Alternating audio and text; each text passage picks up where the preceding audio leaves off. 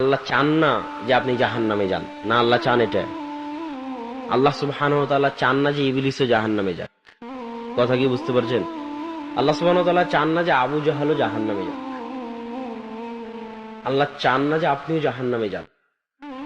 এই জন্য একজন ব্যক্তি যখন মরুভূমিতে তার উট হারিয়ে ফেলে, তো মরুভূমির রাস্তা চেনা খুব কঠিন। আপনি নিজেও একবার মরুভূমিতে হারিয়ে গেলে আর বের হতে পারবেন না। ওই একই জায়গার মধ্যে ঘুরপাক খাবেন, রাস্তা খুঁজে বের করতে পারবেন না। সব দেখতে একই রকম মনে হবে, পাহাড় সব একই রকম, বালু সব একই রকম, ফিল্ড সব একই রকম, ধুধু মরুভূমি। কোন দিকে যে যাচ্ছি, কোন দিকে যে পূর্ব, কোন দিকে যে পশ্চিম, রাস্তা খুঁজে বের করে পার হতে পারবেন না। মরুভূমিতে ঘুরতে ঘুরতে মারা যাবে। উট মরুভূমির রাস্তা চিনে। তো যে ব্যক্তি মরুভূমিতে উট হারিয়ে ফেলে মানে তার মৃত্যু নিশ্চিত। তো একজন ব্যক্তি মরুভূমিতে উট হারিয়ে ফেলে নিজের মৃত্যুকে নিশ্চিত মনে করে যে এই মরুভূমিতে আমার তো বাঁচার পথ নাই, আমি তো আমার উটকে হারিয়ে ফেলেছি, তো মরতে যখন হবেই তাহলে একটু বিশ্রাম করি, এখান থেকে আমার বাঁচার কোনো পথ নাই। সে শুয়ে বিশ্রাম করতেছে, ঘুম থেকে উঠে বিশ্রাম থেকে উঠে দেখে তার পাশে তার উটটা দাঁড়িয়ে আছে, হারানো উটটা। তো জীবন ফিরে পেলে মানুষ যেমন আনন্দিত হয়, সে মৃত্যুর মুখ থেকে ফিরে এসে আনন্দের ঠেলায় বলতেছে, খুশির ঠেলায় বলতেছে যে আল্লাহ তুমি আমার বান্দা, আমি তোমার রব।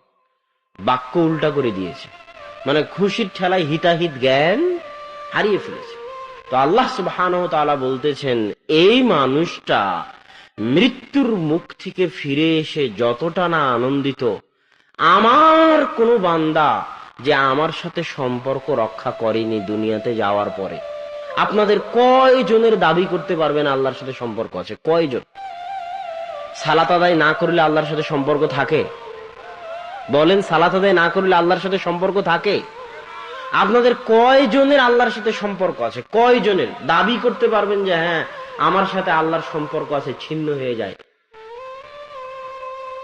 আপনার সন্তান যদি আপনার সাথে সম্পর্ক ছিন্ন করে, আপনার সন্তান যদি হারিয়ে যায়, তো মায়ের কষ্ট কেমন হয়, পিতার কষ্ট কেমন হয়, আর ওই সন্তানের কষ্ট কেমন হয়? ইউসুফ আলাইহিসসালাম কোথায় 20-25 বছর হারিয়ে গেছেন, বাপ জানেই না ইউসুফ কোথায়। কাঁদতে কাঁদতে ইয়াকুব আলাইহিসসালামের চোখ পর্যন্ত অন্ধ হয়ে গেছে। তো বাপ কষ্টে আছে না নাই?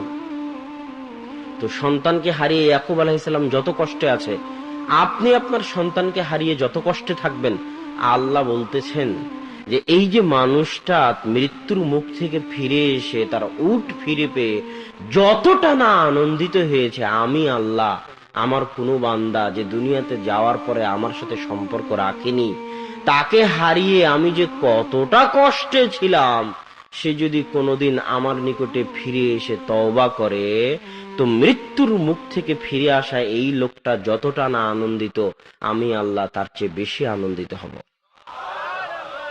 তারপরেও কি আপনি চাইবেন না আল্লাহর দিকে ফিরে যেতে, আল্লাহর সাথে সম্পর্ক তৈরি করতে? পৃথিবীতে কেউ আছে আল্লাহ ছাড়া আপনার? হ্যাঁ, পৃথিবীর সবাই ধোঁকাবাজ। আপনার স্ত্রীও ধোঁকাবাজ, স্বার্থের জন্য আপনার সাথে আছে। আপনার সন্তানও ধোঁকাবাজ, স্বার্থের জন্য আপনার সাথে আছে। স্বার্থহীন নিঃস্বার্থ ভাবে পৃথিবীতে যদি কেউ আপনাকে ভালোবেসে থাকে, সেটা কে? আপনার প্রতিপালক। তো আল্লাহ সুবহানাহু ওয়া তাআলার এই ভালোবাসার গুরুত্ব আমাদের বুঝতে হবে, এবং আমাদের উচিত যত দ্রুত সম্ভব আল্লাহর দিকে ফিরে যাওয়া। আজকেই তওবা করে আল্লাহর দিকে ফিরে যাওয়া, উজু করে 2 রাকাত সালাত আদায় করে, বক্তব্য প্রোগ্রাম শেষ করে নিজ নিজ বাড়িতে গিয়ে উজু করে 2 রাকাত সালাত আদায় করে সবার উচিত পুনরায় আল্লাহর সাথে সম্পর্ক তৈরি করা। যে আল্লাহ, আজকে তওবা করে তোমার সাথে সম্পর্ক তৈরি করতেছি, আর সম্পর্ক ছিন্ন করব না। আর সম্পর্ক ছিন্ন না করার সবচেয়ে বড় মাধ্যম হচ্ছে যে কোনো মূল্যে দিনে রাতে 24 ঘন্টায় 5 ওয়াক্ত সালাত আদায় করো। আকিমিস সালাতা লিযিকরি, তোমরা সালাত আদায় করো আমাকে স্মরণ করার জন্য। তো 24 ঘন্টা মানুষ আল্লাহকে স্মরণ করতে পারবে না। আপনারা দিয়ার অঞ্চলের মানুষ, জমি জায়গা আছে, কাজ কাম আছে, 24 ঘন্টা আল্লাহকে স্মরণ করতে পারবেন না, এটাই ঠিক। মানুষের ব্যস্ততা আছে, এটাই ঠিক, আল্লাহও জানে। তো আল্লাহ বলতেছে 24 ঘন্টা যদি না পারো তো কমসে কম কয়বার? 5 বার। 5 বার আল্লাহকে স্মরণ করা কি খুব কঠিন কাজ? কোনো কঠিন কাজ নয়। সালাত আদায় করাকে আমরা নিজেরা নিজেদের উপর ভারী বানিয়ে নিয়েছি। কয় মিনিট সময় লাগে এক ওয়াক্ত সালাত আদায় করতে? উজু করা থেকে শুরু করে সালাত কমপ্লিট করতে 10 মিনিটের বেশি লাগে না। এই 10টা মিনিট সময় আমাদের উপর এমন ভারী, এটা শয়তান আমাদের জন্য ভারী করে দিয়েছে। কথা বুঝেননি? আজান হওয়া মাত্রই সালাত আদায় করার সবচেয়ে সহজ উপায়, আজান হওয়া মাত্রই সব কাজ বন্ধ। প্রধানমন্ত্রীর সাথে যদি মিটিং থাকে তো বন্ধ, তাহলে সালাত আদায় করা সহজ হয়ে যাবে। না হলে যদি মনে করেন অনেক জরুরি কাজ, আর 5টা মিনিট করি, আর 2 মিনিট করি, আজান হয়ে গেছে আর 5 মিনিট পর দোকান বন্ধ করি, তাহলে আর সালাত ধরে রাখতে পারবেন না। 2 দিন পর সালাত হারিয়ে যাবে, কোনো না কোনো ব্যস্ততা এসে সালাত হারিয়ে যাবে। প্রথমে জামাত থেকে দূরে হয়ে যাবেন, তারপরে ব্যক্তি জীবন থেকে সালাত চলে যাবে। আর যদি এটা মূলনীতি বানিয়ে নেন যে আল্লাহু আকবার মুয়াজ্জিন বলেছে মানে আমি যে অবস্থায় থাকি না কেন, যদি শয়তানের সাথে মোকাবেলা করতে পারার সবচেয়ে বড় মাধ্যম, শয়তান কিন্তু আজান হওয়া থেকে আপনার পিছনে লেগে যাবে যে আর 2 মিনিট দেরি করো, আর 2 মিনিট মোবাইল চালাও, আর 2 মিনিট পড়ো, আর 2 মিনিট কম্পিউটার দেখো, আর 2 মিনিট কৃষি কাজ করো, আর 2 মিনিট দোকান খোলা রাখো, শয়তান লেগে যাবে। নামাজিকে নামাজ থেকে এইভাবে দূরে নিয়ে চলে যায় শয়তান। যে নামাজ পড়ে না তার কথা তো বাদই দিলাম, যারা সালাত আদায় করে তাদের এই অবস্থা। তারা তখন এইভাবে আস্তে আস্তে জামাত ফেল করে, জামাত ফেল করতে করতে ব্যক্তি জীবনে সালাত চলে আসে, আস্তে আস্তে ব্যক্তি জীবন থেকে সম্পূর্ণ সালাতটাই হারিয়ে যায়, তখন একটা পর্যায়ে বেনামাজিতে পরিণত হয়ে যায়।